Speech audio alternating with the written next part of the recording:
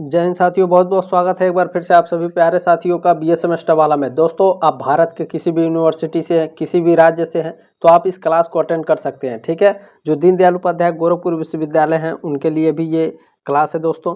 ठीक है, चले आज के इस क्लास में कवर करेंगे 6 सेमेस्टर एग्जाम 2024-25 में मध्यकालीन इतिहास। ठीक है, मध्यकालीन इतिहास का पेपर 1 है जो दीनदयाल उपाध्याय गोरखपुर विश्वविद्यालय, उसका पेपर कोड है HIS 306।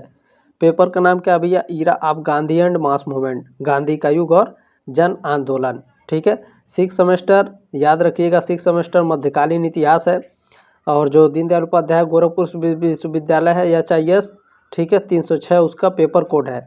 आपके विश्वविद्यालय का जो भी पेपर कोड होगा साथियों, आप लोग कमेंट बॉक्स में कमेंट जरूर करेंगे। ठीक है, आप लोग कमेंट नहीं करते हैं, मैं इंतज़ार करता हूँ फिर भी। चले कोई बात नहीं है। चले और एक बात और दोस्तों, देखिए चैनल पर पहली बार आए हैं या फिर पुराने हैं तो प्लीज़ सब्सक्राइब करके सपोर्ट जरूर करें, ये आपकी जिम्मेदारी है साथियों। चले क्लास को स्टार्ट करते हैं। पहला प्रश्न देखते हैं आपका क्या पूछा गया है।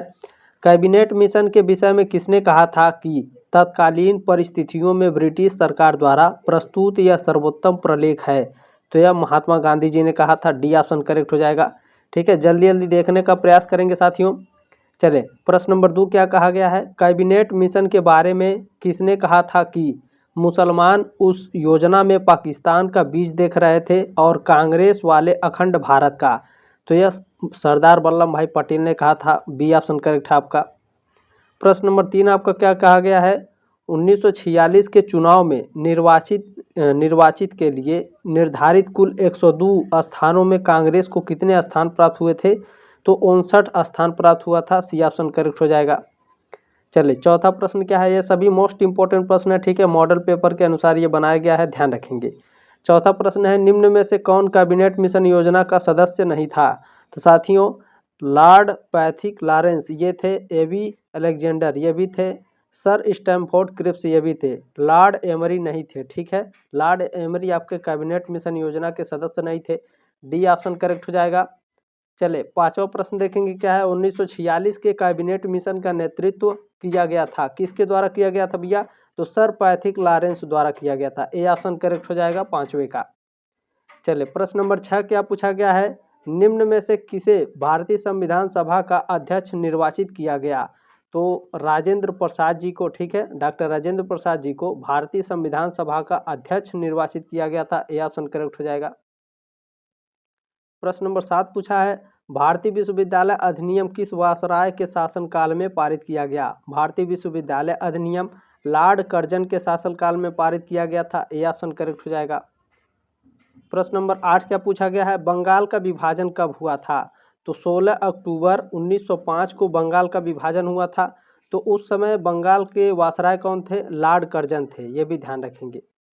चलिए प्रश्न नंबर 9 क्या पूछा गया है। प्राचीन स्मारक संरक्षण अधिनियम किस वायसराय के शासनकाल में पारित हुआ था? तो लॉर्ड कर्जन के शासनकाल में पारित हुआ था। ठीक है, प्राचीन स्मारक संरक्षण अधिनियम लॉर्ड कर्जन। चलिए जल्दी जल्दी देखने का प्रयास करेंगे। 10वां नंबर प्रश्न है, ब्रिटिश भारत का अंतिम वायसराय कौन था? तो इसमें जो लॉर्ड माउंटबेटन है साथियों, ये ब्रिटिश भारत का अंतिम वायसराय था। ठीक है, सी ऑप्शन करेक्ट हो जाएगा। चले 11 नंबर प्रश्न क्या पूछा गया है आपका। खिलाफत दिवस कब मनाया गया? खिलाफत दिवस 17 अक्टूबर 1919 को मनाया गया था। ये ऑप्शन करेक्ट हो जाएगा। चले 12 नंबर प्रश्न देखेंगे क्या है। गदर आंदोलन के नेता कौन थे? तो लाला हरदयाल गदर आंदोलन के नेता हैं इन चारों में। ठीक है, ये ऑप्शन करेक्ट हो जाएगा आपका। प्रश्न नंबर 13 क्या पूछा गया है। गदर पार्टी का गठन कब हुआ था? तो 15 जुलाई, ठीक है, 15 जुलाई 1913 को। ठीक है, गदर पार्टी का गठन कब हुआ? 15 जुलाई। ठीक है, 15 जुलाई 1913 को गदर पार्टी का गठन हुआ था। देखिए डेट याद रखना बहुत जरूरी है। ठीक है, आपके एग्जाम में डेट डायरेक्ट पूछता है, ध्यान रखेंगे। 14 नंबर प्रश्न क्या है। लाला हरदयाल ने पैसिफिक कास्ट हिंदुस्तान एसोसिएशन की स्थापना कब की थी? तो 1 नवंबर 1913। ठीक है, कब की थी भैया? 1 नवंबर 1913 को लाला हरदयाल ने पैसिफिक कास्ट हिंदुस्तान एसोसिएशन की स्थापना करी थी। प्रश्न नंबर 15 क्या है। प्रथम विश्व युद्ध के दौरान कहां पर भारत की एक अंतरिम सरकार बनी थी जिसके प्रेसिडेंट राजा महेंद्र प्रताप थे? तो अफगानिस्तान में, ठीक है, एक अंतरिम भारतीय सरकार बनी थी। उसके प्रेसिडेंट कौन थे भैया? तो राजा महेंद्र प्रताप थे। चले 16 नंबर प्रश्न क्या पूछा गया है, प्रथम विश्व युद्ध के समय राजा महेंद्र प्रताप की अध्यक्षता में भारत की अस्थायी सरकार कहाँ बनाई गई थी। तो भारत की जो अस्थायी सरकार थी साथियों, यह अफगानिस्तान में बनाई गई थी। ठीक है, सी ऑप्शन करेक्ट हो जाएगा। चलिए 17 नंबर प्रश्न क्या पूछा गया है, किस भारतीय ने विदेश में पहली गणतंत्रात्मक सरकार की स्थापना की थी। तो राजा महेंद्र प्रताप ने की थी। ए ऑप्शन करेक्ट हो जाएगा। ठीक है, देखिए एक प्रश्न को 3 तरह से पूछा है। ठीक है, और तीनों को अच्छे तरीके से याद रखेंगे। 18 नंबर प्रश्न क्या पूछा गया है, प्रथम विश्व युद्ध के दौरान सक्रिय होने वाले गदर क्रांतिकारियों का आधार स्थल क्या था। मध्य अमेरिका, उत्तरी अमेरिका, पश्चिमी अमेरिका या फिर दक्षिणी अमेरिका। तो प्रथम विश्व युद्ध के दौरान प्रथम विश्व युद्ध के दौरान जो सक्रिय गदर क्रांतिकारियों का जो आधार स्थल था वह उत्तरी अमेरिका था। ठीक है, बी ऑप्शन करेक्ट है। बहुत ही शानदार प्रश्न है, वेरी वेरी इंपॉर्टेंट है, यह आपके कॉम्पिटिटिव एग्जाम में भी पूछता है। 19 नंबर प्रश्न क्या है, संयुक्त राज्य अमेरिका में भारतीय क्रांतिकारियों द्वारा प्रकाशित किया जाने वाला पत्र गदर कितनी भाषाओं में निकाला जाता था। तो 4 भाषाओं में निकाला जाता था। डी ऑप्शन करेक्ट हो जाएगा। 20 नंबर प्रश्न क्या पूछा गया है, निम्न में से एक युद्ध के समय भारत की रक्षा के कानून के प्रावधानों को जिसे 1915 में पंजाब में गदर के विरुद्ध इस्तेमाल किया गया था, शांति के समय भी जारी रखना चाहा था किसने। तो लॉर्ड हार्डिंग यह जारी रखना चाहता था। सी ऑप्शन करेक्ट हो जाएगा। चले 21 नंबर प्रश्न क्या पूछा गया है, बहुत ध्यान से देखेंगे। सुभाष चंद्र बोस ने स्वतंत्र भारत की सरकार का उद्घाटन कहां पर किया था। तो सिंगापुर में किया था। ए ऑप्शन करेक्ट हो जाएगा। प्रश्न नंबर 22 क्या पूछा गया है, सुरक्षा प्रकोष्ठ की नीति संबंधित है। तो वारेन हेस्टिंग्स से संबंधित है। ठीक है, ध्यान रखिएगा, सुरक्षा प्रकोष्ठ की नीति वारेन हेस्टिंग्स से जुड़ी हुई है। इसे घेरे की नीति भी कहा जाता है। ठीक है, आपसे एग्जाम में पूछता है घेरे की नीति किसे कहा जाता है। सुरक्षा प्रकोष्ठ नीति को घेरे की नीति कहा जाता है, और जो यह नीति है वारेन हेस्टिंग्स से संबंधित है। चले 23 नंबर प्रश्न क्या है आपका, सविनय अवज्ञा आंदोलन के अंतर्गत निम्न में से कौन सा कानून तोड़ा गया। तो सविनय अवज्ञा आंदोलन के अंतर्गत नमक कानून तोड़ा गया था। सी ऑप्शन करेक्ट हो जाएगा। 24 नंबर प्रश्न क्या पूछा गया है, सविनय अवज्ञा राष्ट्रव्यापी आंदोलन किए जाने का निर्णय कांग्रेस के किस अधिवेशन में किया गया। तो यह लाहौर अधिवेशन में किया गया था। डी ऑप्शन करेक्ट हो जाएगा। प्रश्न नंबर 25 क्या पूछा गया है, सविनय अवज्ञा आंदोलन का निर्णय लिए जाने के पश्चात प्रथम बार स्वाधीनता दिवस कब मनाया गया। तो 26 जनवरी 1930 को मनाया गया। ठीक है, सविनय अवज्ञा आंदोलन का निर्णय लिए जाने के बाद, ठीक है, प्रथम बार स्वाधीनता दिवस 26 जनवरी 1930 को मनाया गया था। बहुत ही शानदार प्रश्न है। चले 26 नंबर प्रश्न क्या है आपका, सविनय अवज्ञा आंदोलन के अंतर्गत दांडी मार्च यात्रा कब निकाली गई। तो मार्च 1930 में निकाली गई थी। ठीक है, 12 मार्च 1930 को सविनय अवज्ञा आंदोलन के अंतर्गत दांडी मार्च यात्रा निकाली गई थी। 27 नंबर प्रश्न क्या पूछा गया साथियों, गुजरात के दांडी तक जाने वाली दांडी मार्च यात्रा कहां से शुरू की गई थी। साबरमती आश्रम से शुरू की गई थी। ए ऑप्शन करेक्ट हो जाएगा। चले 28 नंबर प्रश्न क्या पूछा गया है, सविनय अवज्ञा आंदोलन के समय भारत के वायसराय कौन थे। तो लॉर्ड इरविन थे। ठीक है, सविनय अवज्ञा आंदोलन के समय भारत के वायसराय लॉर्ड इरविन थे। बी ऑप्शन करेक्ट हो जाएगा। प्रश्न नंबर 29 क्या पूछा गया है, सविनय अवज्ञा आंदोलन चलाने के जुर्म में गिरफ्तार महात्मा गांधी को कौन सी जेल में रखा गया था। तो इन्हें पुणे की यरबदा जेल में रखा गया था। डी ऑप्शन करेक्ट हो जाएगा। प्रश्न नंबर 30 क्या पूछा गया है आपका, जियो तरंग नामक, ठीक है, जिया तरंग नामक दल ने सविनय अवज्ञा आंदोलन का नेतृत्व भारत के किस राज्य में किया था। तो नागालैंड में किया गया था। ठीक है, जिया तरंग एक जो नामक दल है, ये सविनय अवज्ञा आंदोलन का नेतृत्व नागालैंड में किया था। किसने किया था भैया। तो जिया तरंग आंदोलन की शुरुआत नागालैंड में हुई थी। किसने करी थी भैया। तो रानी गैडिन लियू ने। ठीक है, किसने किया था, रानी गैडिन लियू ने जिया तरंग नामक दल की स्थापना करी थी सविनय अवज्ञा आंदोलन के नेतृत्व में। ठीक है, कहां पर, नागालैंड में। चले 31 नंबर प्रश्न क्या पूछा गया आपका, सविनय अवज्ञा आंदोलन का प्रारंभ हुआ कहां पर हुआ था भैया। सविनय अवज्ञा आंदोलन का प्रारंभ हुआ कब हुआ था, 12 मार्च 1930 में। ठीक है, ए ऑप्शन करेक्ट हो जाएगा। चले ये एकदम 100% याद रखिएगा, जो 31 नंबर प्रश्न पढ़ाया मैंने वो आएगा जरूर। प्रश्न नंबर 32 क्या है, पूना समझौता किसके बीच हुआ था? पूना समझौता महात्मा गांधी और अंबेडकर जी के बीच हुआ था। कहाँ हुआ था भैया, कब हुआ था?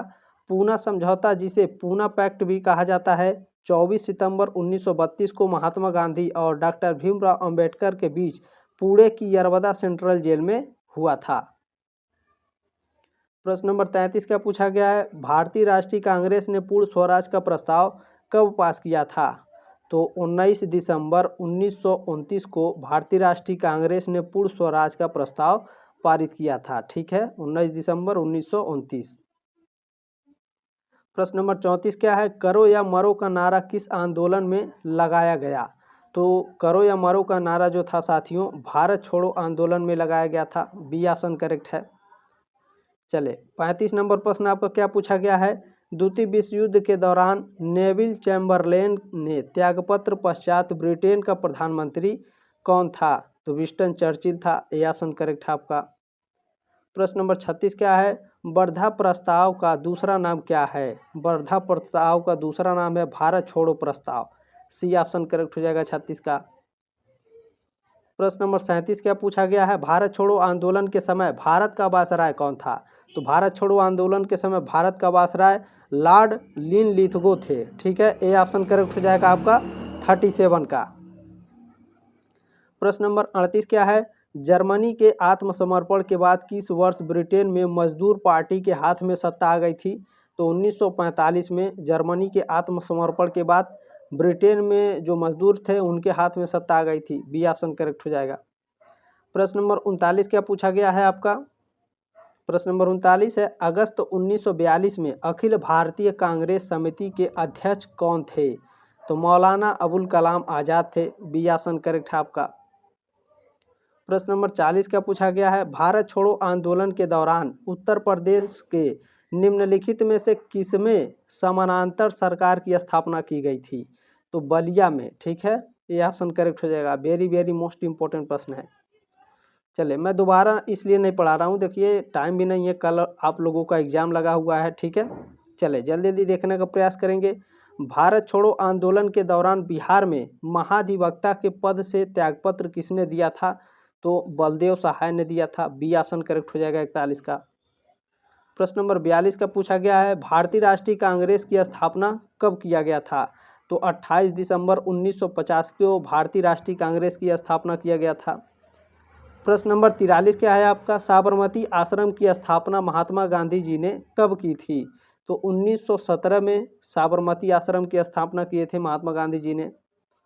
प्रश्न नंबर 44 का पूछा गया है, 1885 में इंडियन नेशनल कांग्रेस की स्थापना किसकी पहल पर की गई थी? तो ए.ओ. ह्यूम की पहल पर की गई थी। बी ऑप्शन करेक्ट है।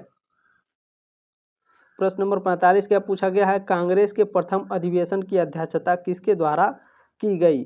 तो व्योमेश चंद्र बनर्जी के द्वारा कांग्रेस के प्रथम अधिवेशन की अध्यक्षता की गई थी। बी ऑप्शन करेक्ट हो जाएगा। चले, प्रश्न नंबर 46 क्या पूछा गया है आपका, ब्रिटिश इंडिया सोसाइटी की स्थापना किसके द्वारा की गई थी? तो दादा भाई नौरोजी के द्वारा ब्रिटिश इंडिया सोसाइटी की स्थापना की गई थी।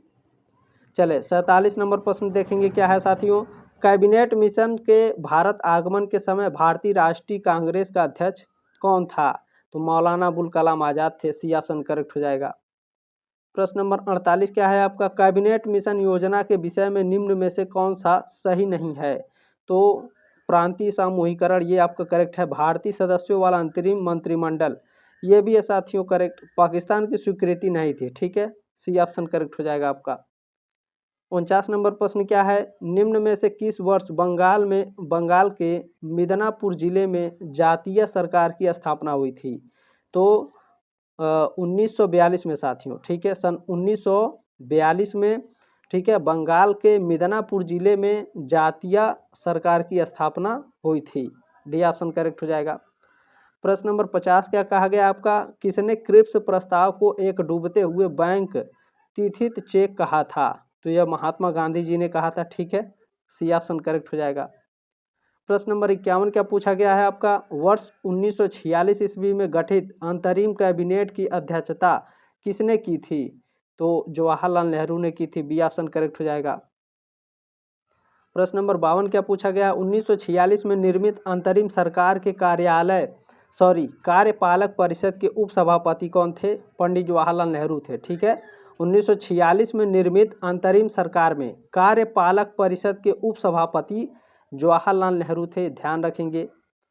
प्रश्न नंबर 53 क्या कहा गया है, पंडित जवाहरलाल नेहरू की अध्यक्षता में गठित अंतरिम सरकार में उनकी पदवी थी, तो उनकी पदवी थी उपाध्यक्ष थे। ठीक है, डी ऑप्शन करेक्ट हो जाएगा। एक प्रश्न को 3 तरह से पूछा गया है। 54 नंबर प्रश्न क्या है, 1946-47 की अंतरिम सरकार में वायसराय की काउंसिल का उपसभापति कौन था?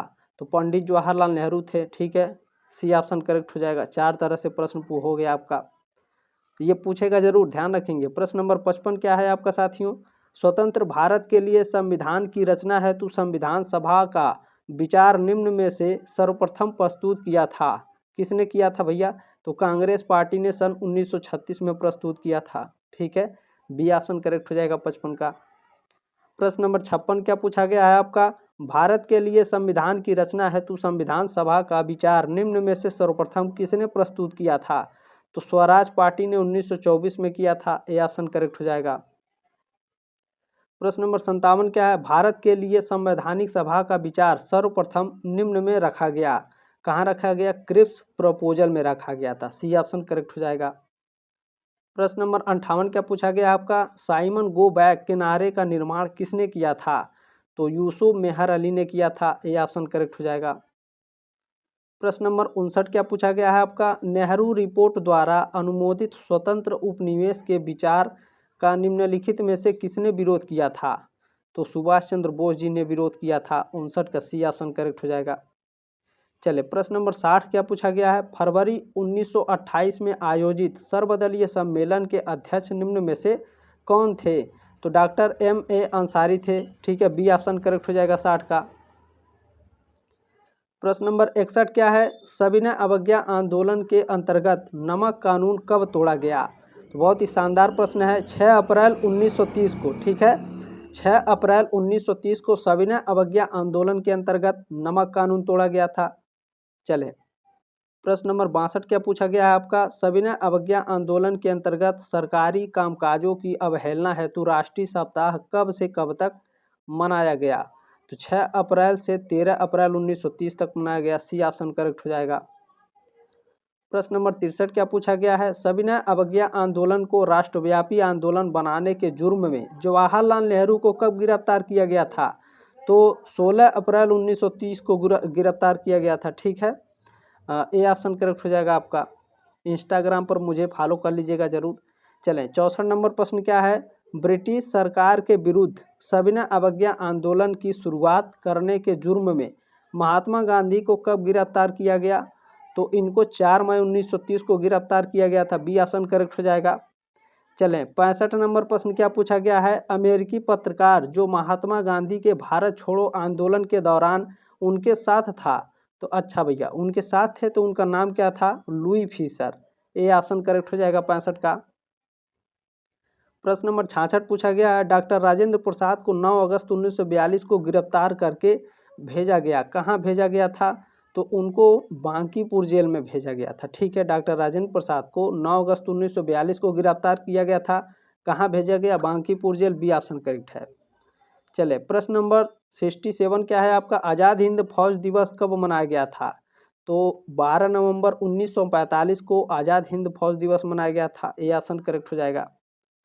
प्रश्न नंबर 68 क्या पूछा गया है आपका, सुभाष चंद्र बोस ने सिंगापुर में स्वाधीन भारत की सरकार गठित की, कब गठित की थी भैया? 21 अक्टूबर 1943, सी ऑप्शन करेक्ट हो जाएगा 68 का। प्रश्न नंबर 69 क्या है, आज़ाद हिंद सरकार के निर्माण की घोषणा की गई, तो 21 अक्टूबर 1943 को की गई थी, सी ऑप्शन करेक्ट हो जाएगा। प्रश्न नंबर 70 क्या पूछा गया है आपका, सुभाष चंद्र बोस ने स्वतंत्र भारत की अंतरिम सरकार की स्थापना की घोषणा कब की थी? तो 21 अक्टूबर 1943 को की थी। ठीक है, ये बहुत ही शानदार प्रश्न है और ये सभी बहुत ही शानदार मॉडल पेपर है। ठीक है, उम्मीद है साथियों आपको क्लास अच्छा लगा होगा, जानकारी अच्छी लगी होगी। प्लीज़ इस क्लास को आगे ज़रूर शेयर करेंगे, आपकी जिम्मेदारी है।